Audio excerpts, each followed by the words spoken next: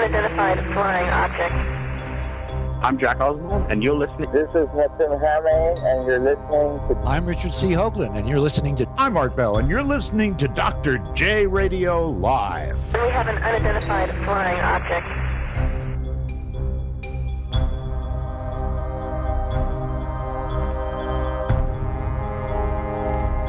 Welcome back to another great episode of Dr. J Radio Live. I'm your host, Dr. J, broadcasting from the City of Angels. As you know, we are internationally syndicated with Late Night in the Midlands, Black Swamp Digital Radio in the United States, as well as Deep Program Radio in the United Kingdom. We bring back to you another favorite guest of ours who comes back on the show at least once a year and is always full of insight because he himself was governor of Massachusetts and at one time in 1988 was also the presidential candidate who would have been president, may I add, had we not had the Electoral College, because he did in fact win through popular vote. Without further ado, if I haven't given any more hints of who it is, it happens to be the one and only Mr. Governor Michael Dukakis. Governor, welcome back. Doctor, thank you. I just have to correct you on one thing. I did not win the popular vote. I should have, but didn't get as many votes as I should have. But at the same time, I have to say that it's time to get rid of the Electoral College. I mean, it should have been abolished 200 years ago, and there's no reason for us to continue with this thing. It doesn't make any sense, and we've had at least a couple of situations in the last, 15 or 20 years where the winner of the popular vote has not become president, and that doesn't make any sense at all. And this was the case, as a matter of fact, in the most recent presidential election in 2016 as well, right? Big time. I mean, Hillary beat Trump by 3 million votes, and he becomes the president. That doesn't make any sense. Either way. Yeah, it doesn't make sense to have the Electoral College or the electoral system in place because I understand what the reasoning, okay, this many people populated in the great city of Los Angeles or, say, New York or even in Boston doesn't represent what, say, Middle America, the population of the rural areas. But isn't it supposed to be one person, one vote? It doesn't sound like that. We're one country, Doctor. We're one country. I mean, the time when we had 13 colonies and they were raising tariffs against each other and all that kind of thing, that's gone. And look, the fact of the matter is that the Electoral College was largely designed to bring the slave states into the Union, if the truth be known. You actually brought up a good point to let me ask you about right now. This is one of the several things that I wanted to talk to you about was the tariffs. Now, obviously, we had President Trump, who was sworn in office in January of 2017. We're now coming to the end of 2018. Did you ever think that there was a possibility that the current president would, in any way to deal with the trade war, start to tariff the heck out of every country, especially China? Most of us thought that the last time we did that, back during the Depression, and it was a disaster, the Smoot-Hawley Act in 1931, that was the end of that, and we were moving toward a world which would trade freely with each other and do the kinds of things that bring people together and not divide them. I don't think Trump has a clue as to what he's doing. This is going to cause a lot of problems if we don't straighten it out in a hurry. And in any event, we should be leading an effort to encourage trade, to encourage more commerce between and among people and countries. And I have no doubt that the United States can compete and compete effectively, very effectively in that kind of world. Now we're raising tariffs. I mean, it's going to be disastrous unless he stops it, negotiates some agreements, which really, as you know, are pretty piddling. I mean, the Canadian, Mexican, the new NAFTA is not very different from the old NAFTA. And the same is true with some of the other deals that he's making. But it just doesn't make any sense at all. We should be trying to build a world in which people get along with each other. If they're acting in ways that are hurting people, then you try to resolve them and do so peacefully and effectively. And that's really what we've been doing for some time now. And the country's economy is in pretty good shape, and it doesn't need tariffs, I can tell you that. Now, that's another good point to talk about is the economy. Of course, the right is talking about the GDP, lowest unemployment rates in history for certain minorities, things like that. Clearly not, obviously, the entire population. Do you think I mean, notice people like Nancy Pelosi says that she doesn't see it. The consumer confidence is there. Do you think that it's possible some of these numbers are inflated, or do you think this is an actual representation of what is going on? Well, we have two problems here. First, the American economy, when Obama took over, in case people have forgotten, was in the toilet. We were in terrible shape. Wall Street was, in a state of near collapse. Hundreds of thousands of workers were being laid off. That's what Obama inherited. It took some time, but the person that got us out of this thing was Obama. And the economy that Trump inherited was in pretty darn good shape when he took office. And that has continued, and that's fine. There's only one problem. This tax cut of his, 90% of whose benefit goes to the wealthiest 1% of the population, is now driving the federal deficit to $1 trillion a year. And neither he nor anyone else seems to know how we're going to pay for that. We're already, this year, paying in excess of $600 billion in interest on the national debt. And that's going to go up because this federal deficit is going to hit $1 trillion thanks to this new tax cut. What he thinks he's going to do about this is beyond me. It is certainly not going to pay for itself. That's a myth that we hear every time we get one of these tax cuts that largely favor the wealthy. And we've gotten another one. But it's not going to pay for itself. And the question is, what are we going to do about this thing? That's a false kind of prosperity if that's what you're doing to try to shore up the economy. And it wasn't necessary. The economy was doing quite well before the guy became president. And, I'm supposed to be a liberal, but I used to call myself a liberal who can count. I balanced 10 state budgets in a row. I mean, it's not easy, but you try to do it, and you try to do it effectively. And I'm very concerned about this sky-high deficit. I don't think we've ever had anything quite like this, except maybe during wartime. And it's an astonishing number, as you said, $1 trillion a year. I mean, I remember a few years ago, or more than a few years ago, when our credit rating for the United States was hurt. I don't understand how things like this aren't talked about on a regular basis. Now, we do have a large portion of listeners in the UK and in the EU who look upon us like, what the heck is going on in this country?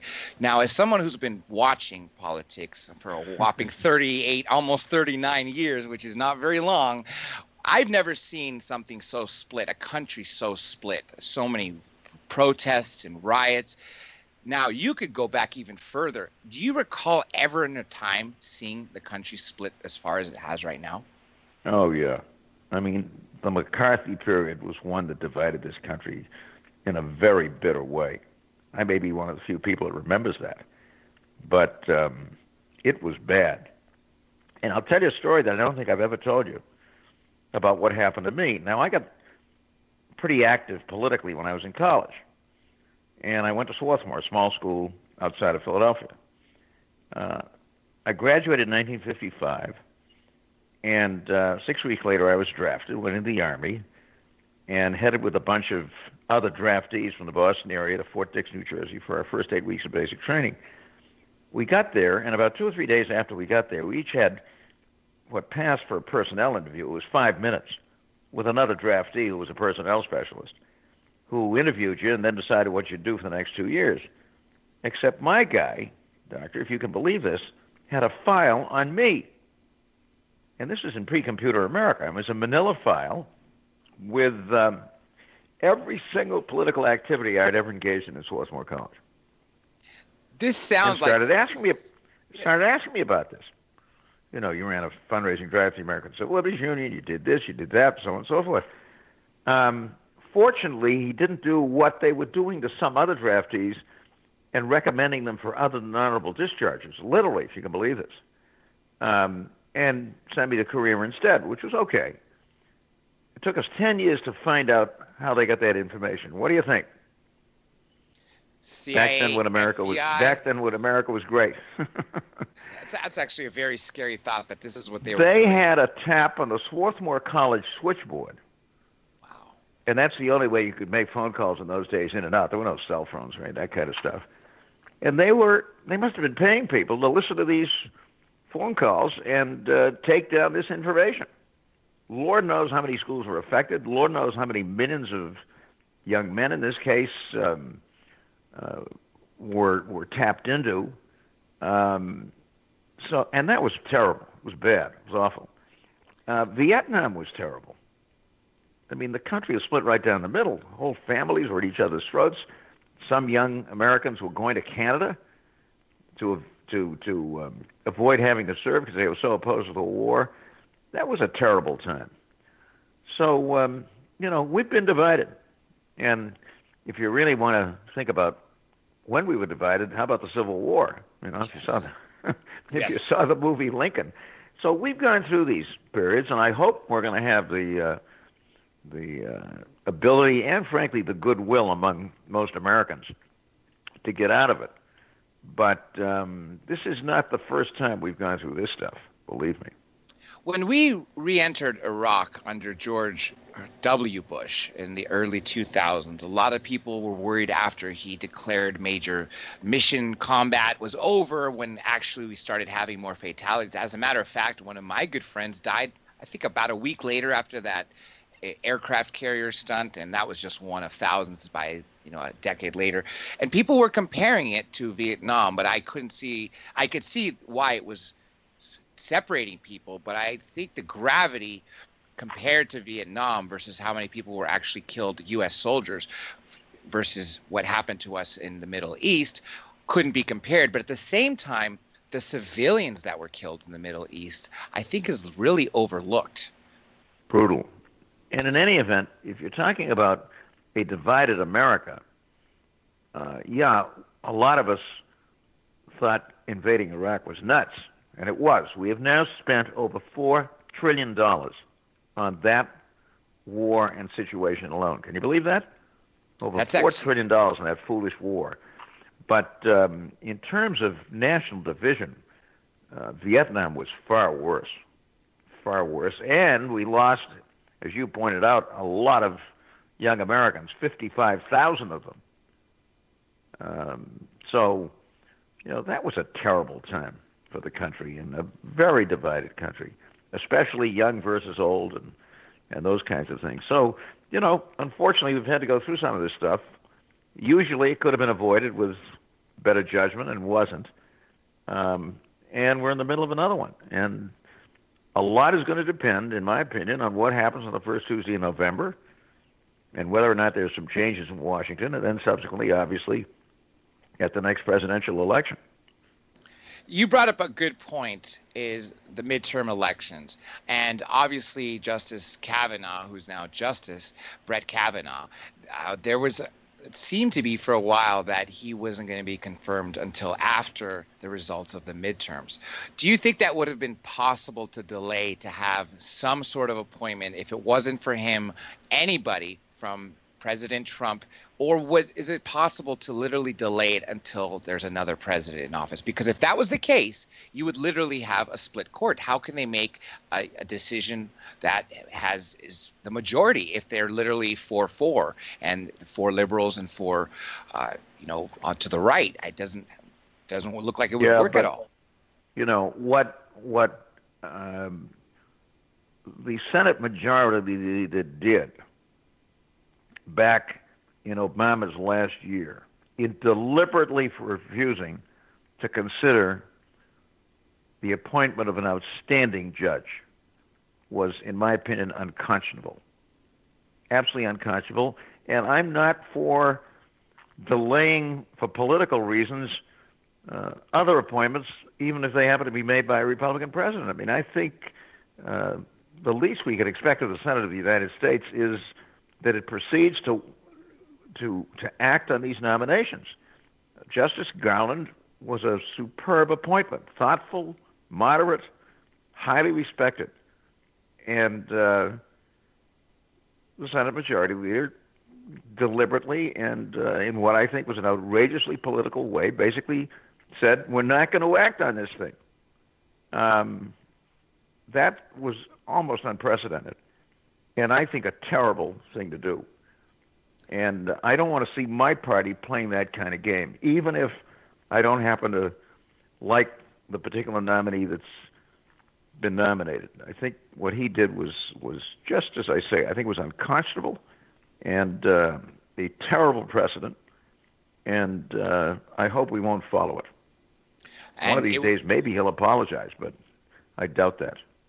And that's one thing that actually scares me about the Supreme Court. And when I explain to people why it's so important, when they say, oh, they hear about this one decision about this baker in Colorado, and I tell them it's much bigger than that. I don't think you understand the ripple effects it has. But specifically with SCOTUS, the Supreme Court of the United States, you have these justices, 9 of them in general, usually. I've seen it throughout periods of history, we've had different numbers, but it seems 9 is what we're set on now. But a lot of people don't realize that each one of those people literally is 1/27th of the United States government, and they have a lifetime appointment. They cannot be fired. They're there till they want to be or they die, and that is real power. And to give it to somebody, I guess without looking through everything they've done or everything they possibly could do based on decisions they've rendered in the past is something that people really need to consider when it comes to the Supreme Court. Because I think a lot of people talk about the House and the Senate, talk about the White House, but they don't really talk about the other third of the government, because I think it really has a substantial impact that people don't really pay attention to.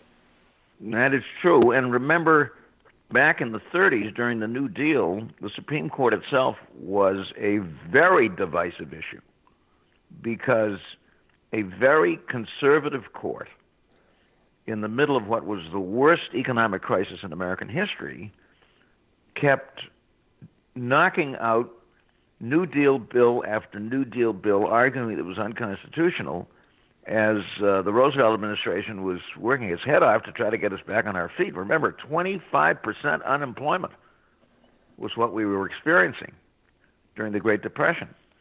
And you had a court that continued to declare this legislation unconstitutional. It had been passed by the Congress. It was designed to try to get the economy moving again.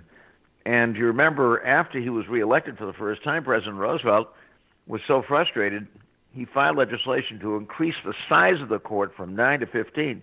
Most people don't realize, but the number is not in the Constitution. That's right. It could be 7, 9, whatever.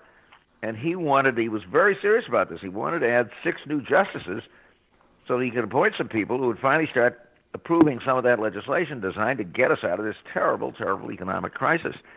And that was very divisive, believe me.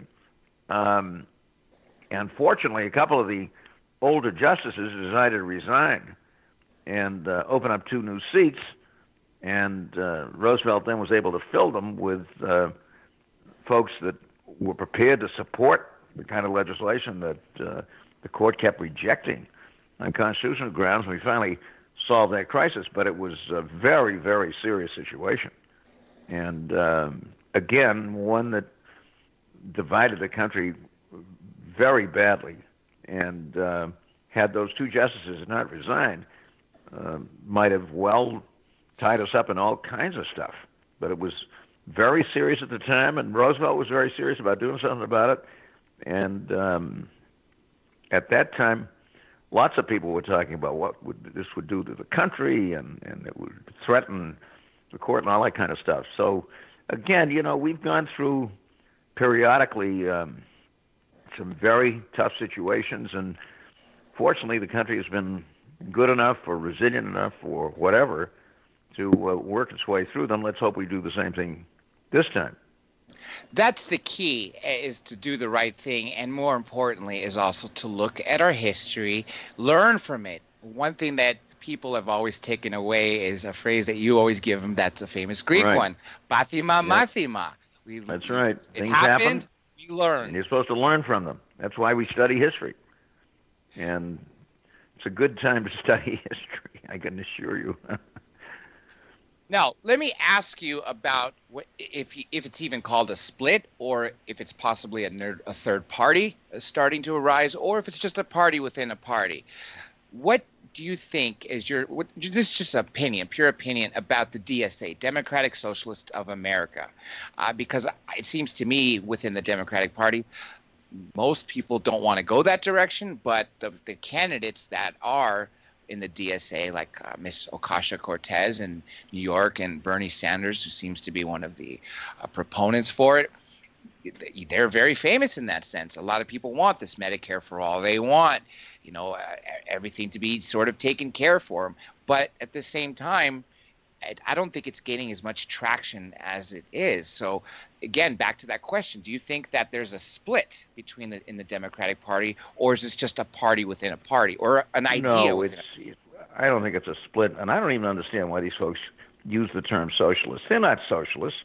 Socialists want the government to take over the economy, to run the utilities, to run the railroads, to run the airlines. They believe in government ownership. These folks aren't for that. What are they for? Medicare for all. What's socialist about that? Look, I'm now approaching my 85th birthday. For the last 20 years, I've been covered by something called Medicare, fortunately, and so have millions of Americans. And it's one of the most popular social programs we've ever had. If you don't believe me, try to repeal it. That's socialism. What about the VA? That's government-run medicine and provides excellent health care for millions of veterans. Is that socialism? Medicaid, is that socialism? This is ridiculous. So I don't know why these folks, I admire them for what they're trying to do in making sure that working Americans and their families have decent, affordable health care. The vast majority of uninsured people in this country, Doctor, are members of working families, and they're not sitting around. They're not loafing. They're not on public assistance. If you're on welfare, you get Medicaid. These are working Americans, no health care. Millions of them.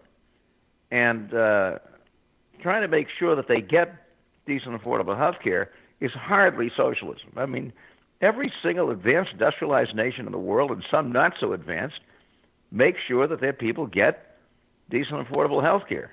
I mean, that's not socialism. That's just good policy. And, of course, under our system, if you don't have health insurance and you get so sick you can't stand up, what happens to you? You go to the emergency room, and you're taken care of, and the rest of us are paying for this. What kind of a system is that? So I don't see this as anything particularly radical. I mean, what is it? Harry Truman was for this in 1945, and nobody ever called him a socialist. But I think these folks are attempting to deal with a real problem, in this case, the fact that we still have, despite the Affordable Care Act, we still have millions of Americans that don't have decent, affordable health care, and it's high time they got it. And, if you went out and took a poll tomorrow and said to the American people, should working Americans and their families have decent, affordable health care, what do you think the numbers would look like? 93% say yes. So I don't think that's socialism. That's just a country that is determined to make sure that its people, and especially its working families, have decent, affordable health care. That doesn't fit my definition of socialism. And that's what I was just going to say exactly, is the people listening in the UK whose government does provide quality health care, housing and things that really Doctor, every one of these countries, I mean, some of them are single payer, some of them are government provided, some of them are multi-payer. Germany has an excellent healthcare system. It's not single payer. They have 150 to 200 what they call sickness funds. It's like 150 to 200 Blue Cross Blue Shields. They're highly regulated, obviously, but they provide health insurance for all of the people of Germany. Is that socialism? I don't know what it is, but I think it's good policy. And they don't have people who are coming into the emergency room because it's the only place they can go to get health care. It's much less expensive if folks have insurance and can go to the doctor when they first get sick and those kinds of things. So every one of these countries that we compare ourselves with provides health care for all of its people. And it's high time we should. Look, Harry Truman first proposed this. As a matter of fact, I take it back. The first serious presidential candidate to propose that all people be covered with health insurance was Teddy Roosevelt. Oh. In 1912. Pre-World War One. Before World War One, and he was a Republican. Now, he ran as a third-party candidate. You remember in that, as for the what do we call themselves, the Bull Moose Party. But he was basically a liberal Republican who thought it was time to make sure that Americans got decent, affordable health care. We had just begun to pass workers' compensation laws to cover people who were hurt on the job, and Teddy Roosevelt thought a logical extension would be to provide health care generally for American families. And that was over 100 years ago. We still haven't quite got there. We've made a lot of progress, but we're supposed to be the leaders of the world, the people everyone looks to, and yet we're lacking in this one major part, because you mentioned a very good point. Having preventative medicine instead of waiting for people to get sick and go to the ER. Well, if you have people that are constantly getting checked up so they're not sick, then you have a more productive population and a happy population. And everybody has a doctor in whom they have confidence, and they go to that person when they first get sick. And they don't wait around until they get so sick that they have to go to the emergency room. And I don't have to tell you, I mean, a visit to the emergency room costs $1,000. $1,000 right off the top. Now, who do you think is paying that if these folks don't have health insurance? You and I and everybody else, because it's folded into our health insurance premiums. Isn't that a crazy system? It Doesn't really make any is. sense to me. It doesn't. It doesn't at all. And actually, speaking of health insurance, my health insurance skyrocketed, private health insurance, from $45 to a little over $1,500 a month. I still have to pay, just like you said, if I go to the ER. And if I was one of those people who didn't have that money to afford it, then it's going to get thrown into everybody else's taxes. And that's a very sad case. No question about it. Either their taxes or their health insurance premiums. Yeah, one or the other. It's never going to work out for people's benefit in that sense. Right. Now, because we're coming to the midterm elections, this is about the time we start to see the candidates that are going to start to run in 2020. I've seen three that are starting to make themselves pretty well known on the Democratic side. We have Cory Booker, also Elizabeth Warren in your home state, and also I've seen Joe Biden be a little more active lately. Yep. No, we'll have at least a dozen serious candidates, and there's nothing wrong with that. I mean, when I ran, how many were there? Were there some 7? But that's what primaries are all about. Gives people a chance to get out there, campaign hard, give people a sense of who they are, and then we start making choices. So I'm not concerned that we're not going to have a good candidate. I can't tell you who that's going to be. I like a lot of these folks. But we'll have a good, strong candidate. And the question is, do we go out there and make sure that he or she gets the kind of support they need? I think the country's going to be ready for change. And I hope we get it, but it isn't going to happen because we're just hoping. I mean, we've got to go out there and we've got to work hard. But we'll have a good, spirited contest, and there'll be a winner and a nominee, and then we go to November. Now, here's something that a lot of people have been speculating, and of course on both sides, depending on where you are in the nation, even in the world, for those of you looking here in the United States, because obviously what we do affects everybody out there. Depending on where we are, I mean, where you are in Massachusetts, where I am in Southern California, everyone's talking about a blue wave. Yet if you are in other parts, people are talking about a red wave. I mean, clearly none of us can predict what's going to happen, but we could sort of get the sway of things. But regardless of what happens, I'm still worried that people are going to be protesting no matter what. Well, one of the reasons that we have the system we have is not because it's a perfect system or that everybody's going to be satisfied. But who was it? Winston Churchill said, it's a lousy system, but it's by far the best one we have. And it's going to be up to all of us, frankly, Doctor, to try to see if we can get the edge off this business. I mean, I worked with some very good Republicans during my political career. We shared a lot of the same values. We worked together on on these kinds of things. We used to call them moderate Republicans, remember? Yes. For reasons I don't understand, they seem to have disappeared from the Republican Party. And I hope, and I speak as a Democrat, I hope the Republican Party will see if they can't get some of these folks back. Because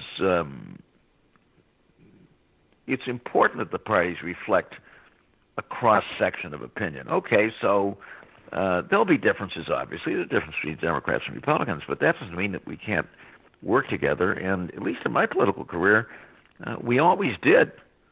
And I hope we can get back to that. But my Republican friends have got to start getting serious once again about fiscal responsibility. I mean, that was their calling card. They were the ones that warned against huge deficits and deficit financing, that kind of thing. And with about two exceptions, there's no Republican left, apparently, in Congress that cares about that. I think that's a mistake, and I'm not blaming them for this. Democrats have to be fiscally responsible as well.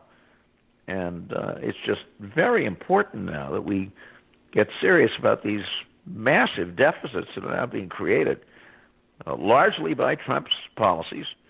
And sooner or later, we got to pay the bill. And, we've talked about this, but there's another Greek phrase that you and I heard as kids, right? Economia, economia, economia. If I heard that once, I heard it 1,000 times. That's right. What were our parents saying to us? You got to save. You got to be thrifty. You can't waste things.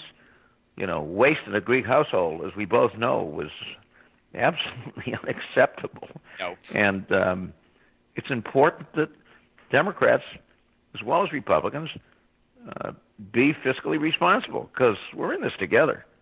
I mean, ultimately, I think we're going to have a Democratic president in 2021, and I'd like to make sure that person doesn't walk into a colossal financial mess, which is where we're headed here.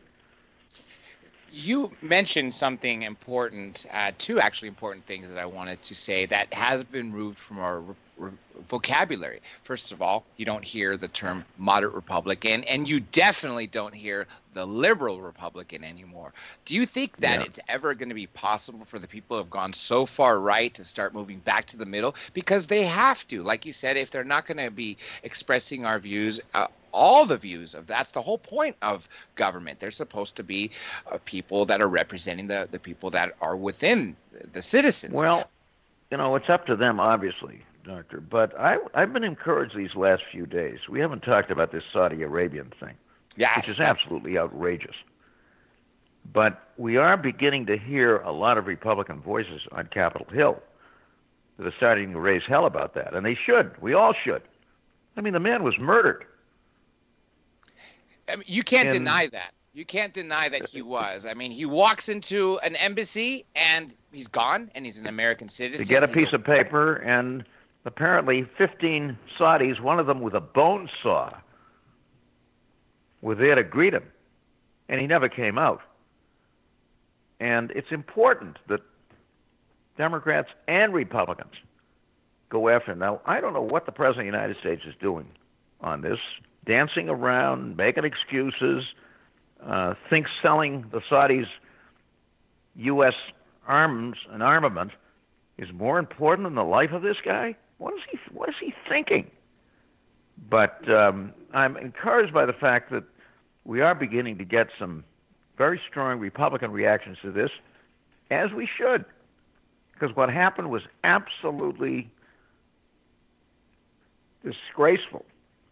And I hope the folks that did it are brought to justice, but it's clear that the Saudi government was deeply involved in this. There's just no question about it. And it's terrible. And it's time that we had a bipartisan group of folks who stood up and said so. I definitely agree, and that was one of the major topics I wanted to talk to you about, because we just had Mike Pompeo, the Secretary of State, meeting with the Crown Prince of Saudi Arabia, talking about jet lag, having the little photo op, nothing coming up. What happened? All smiles. That's right. That's right. Awful. Just awful. And another absolute disgrace.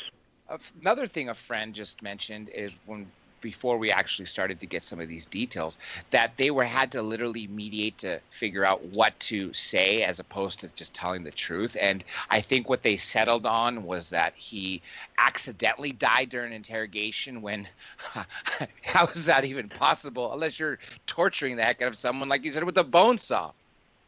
It was terrible. I mean, it was obviously planned. I don't understand what the Saudi government or the Saudi royal family was thinking of when they did this, but it's horrible, just horrible. And we ought to condemn it.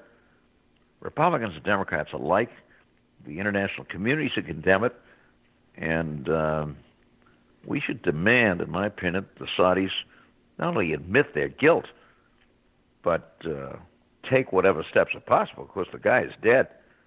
And a respected journalist whose life apparently had been threatened, which is why he had moved to the United States. It's just absolutely horrible. And all of us should be saying that. The international community should be saying that. And I hope we will and they will, and I hope the president will stop this dancing around and start exercising some leadership and condemning what was a terrible thing, and forget about the arms sales. You know, the United States these days is the world's biggest arms peddler, Doctor. Yes. The biggest arms supplier in the world. I don't think that's what the United States ought to be doing. Selling we ought to violence. Be working, yeah, we ought to be working for international peace. We ought to be working to get rid of nuclear weapons, not enjoying the fact that we're sending the Saudis or selling the Saudis weapons and then dancing around on what has turned out to be a terrible, terrible crime. I have a good friend at the Washington Post, Lee Spiegel, and he is not happy. Obviously, of course, who would be happy with situations like this? But he's actually in fear for his own life if he was to leave this country. And even though he is an American citizen, yeah, because of what happened to his colleague. Who is safe under the circumstances? Nobody. Who is safe under the circumstances? And they're not the only people.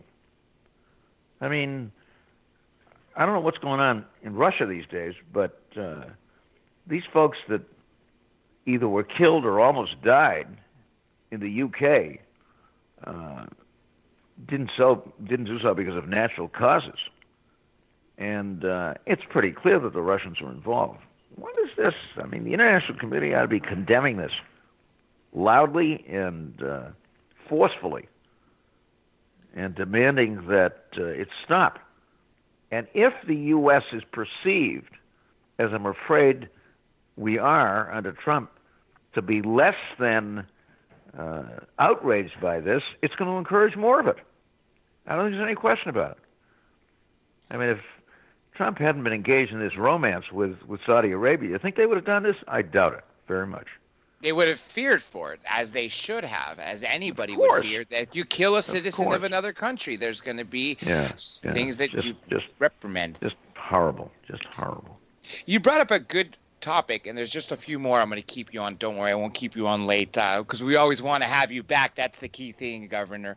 Russia, you brought up Russia. What do you think is going on with the relationship of President Trump and Vladimir Putin? Because I have no idea, Doctor. I have no idea what's going on. But now, and I'm somebody who believes that we ought to be working hard to build good relations with Russia and good relations with China. I'm trying to figure out when China became the enemy. When did that happen? But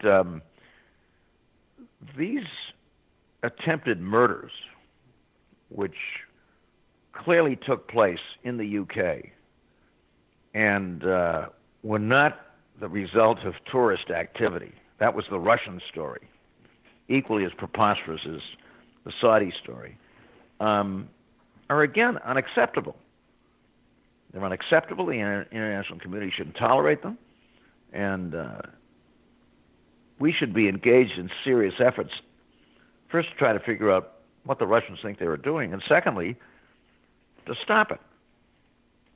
And here again, we've got a president who, for whatever reason, and nobody can quite figure this out, seems to be very easy on the Russians. Now, I'm not one of these people that thinks you demonize the Russians or anyone else for that matter, but if they're engaged in these kinds of international crimes, they've got to be condemned and brought to justice.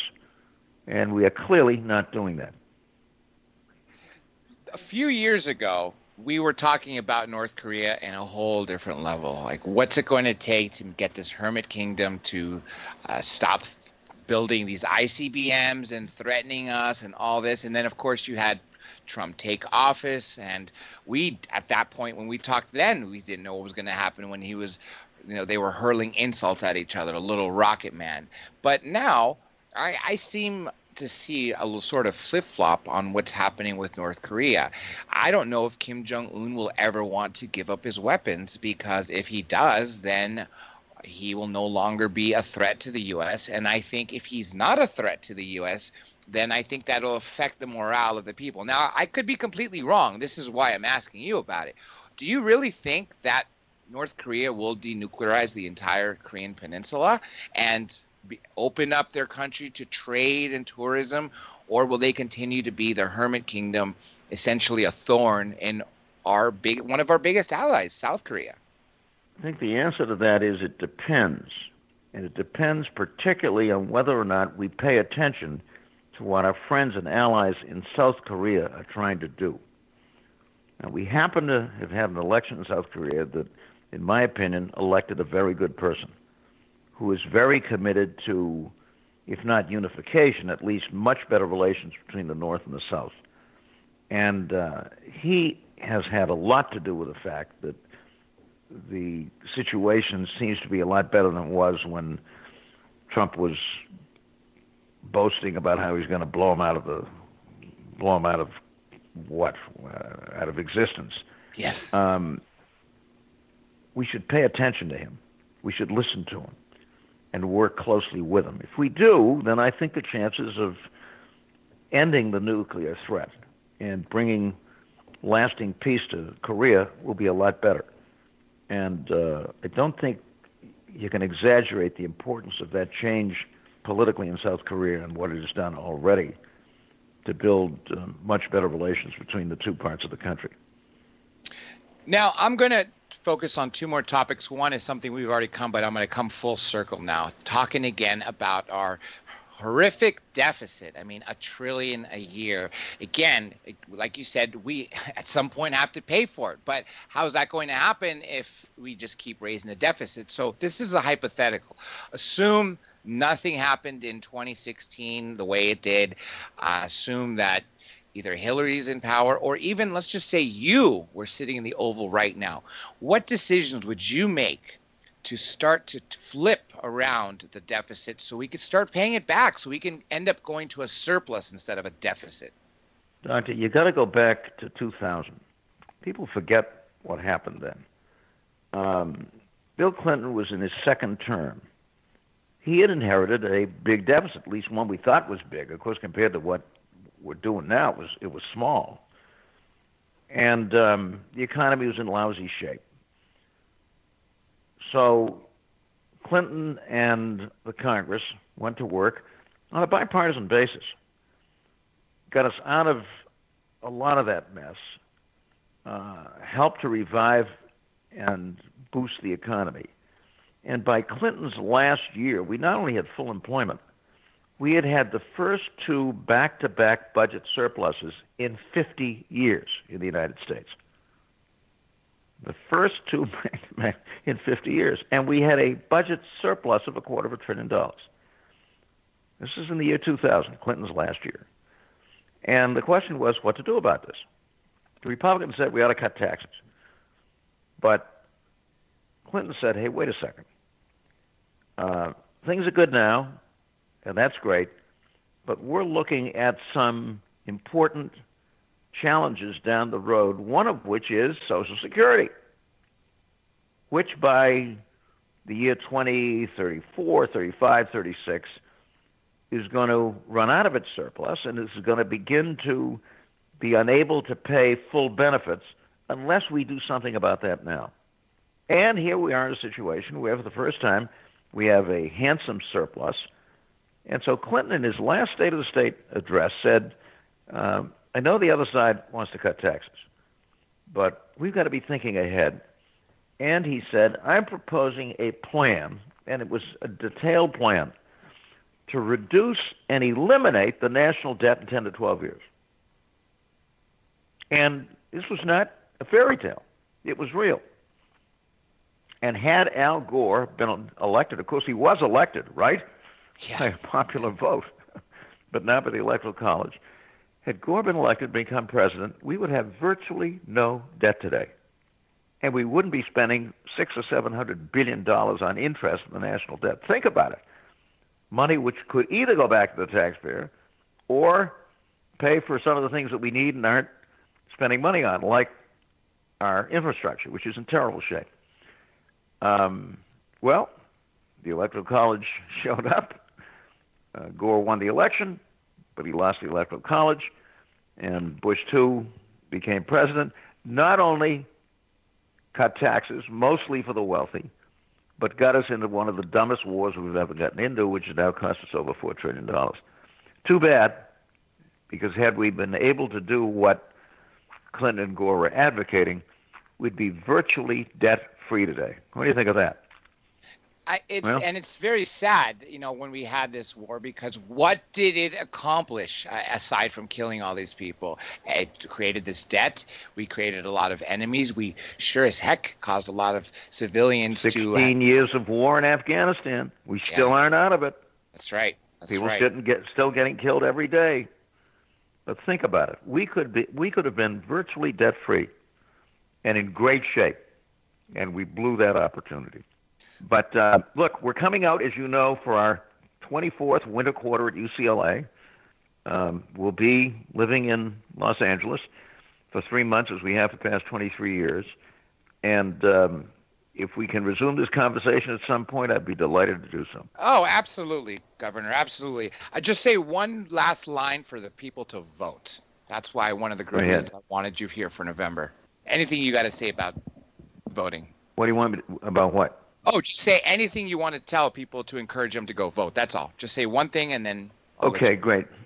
One of the frustrating things about American politics is the fact that too many of us don't exercise our vote. People are fighting and dying to get the right to vote in other countries. We have it, and too many of us don't use it. And I hope, especially given the importance of this election coming up, that every single one of you, conservative, liberal, Democrat, Republican, every single one of you, will take the opportunity to exercise that precious vote. It is so important, and I hope you will do so. Very, very well said. Thank you so much, Governor. Okay, and of course, great to chat with you. Absolutely. We'll chat when we get out there to the Golden West. Yes, Efradisto. Thanks so much. Appreciate it. Okay. Bye.